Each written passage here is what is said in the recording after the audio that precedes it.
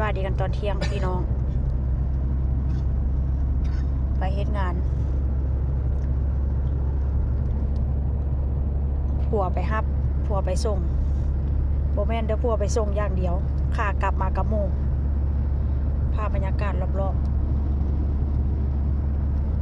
ๆใส่เสื้อแขนยาวเด้แดดออกแต่ว่าร้อน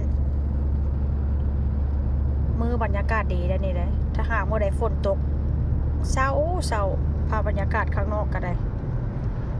ถ้าเมื่อใดฝนบ่ตกก็ใครเด้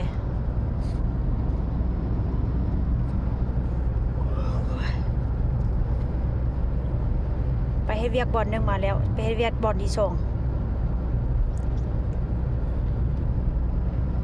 อันนี้อีกหมู่บ้านนึงเด้อนี่เด้อ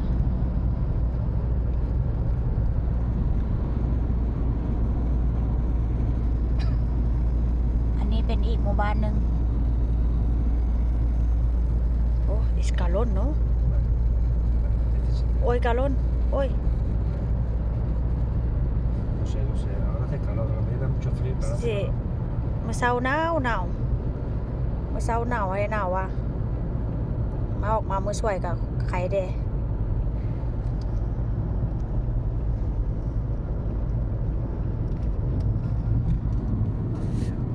¿Qué pasa? It's going ข้าเจ้ากำลังเฮ็ดถนนหนทางไฟแดงก็ต้องได้หยุดเอเชชาวาเลตาเนาะหมู่บ้านชาวาเลตาพี่น้องพูนตะกี้ค่อยก็เคยไปเฮ็ดงานอยู่พุ่นละเห็นบ่อยู่เทิงเขาพุ่นตะกี้นะเดี๋ยวนี้ย้ายแล้วย้ายบ่อนเฮ็ดงานแล้ว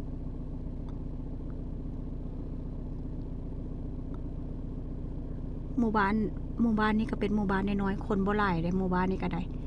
หมู่บ้านค่อยอยู่หันใหญ่กว่าหมู่บ้านนี้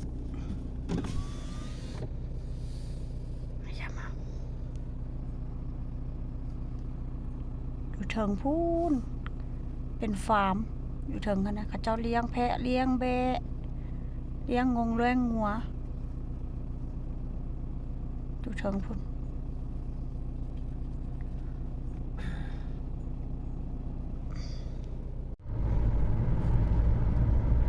เขาก็จะกำลังสร้างถนน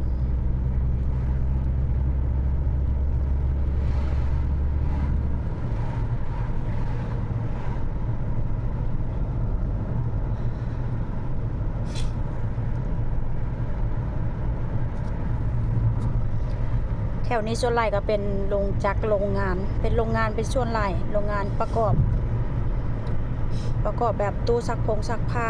ตู้ล้างจานเป็นพวกเครื่องใช้ในเรือนครัวนะอันนี้ก็เป็นโรงงานผัวแต่เก่าโรงงานผัวเฮ็ดงานอยู่นี่แหละแต่ว่ากันย้ายแล้ว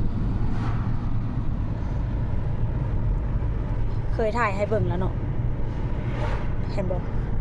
บ่อนนั้นหน่อไม้นะพี่น้องตะกี้ก็เฮ็ดงานอยู่นี่ล่ะนั่งรถเมล์มาเฮ็ดงานอยู่นี่แต่ว่าก็เฮ็ดแค่3 มื้อก็ย้าย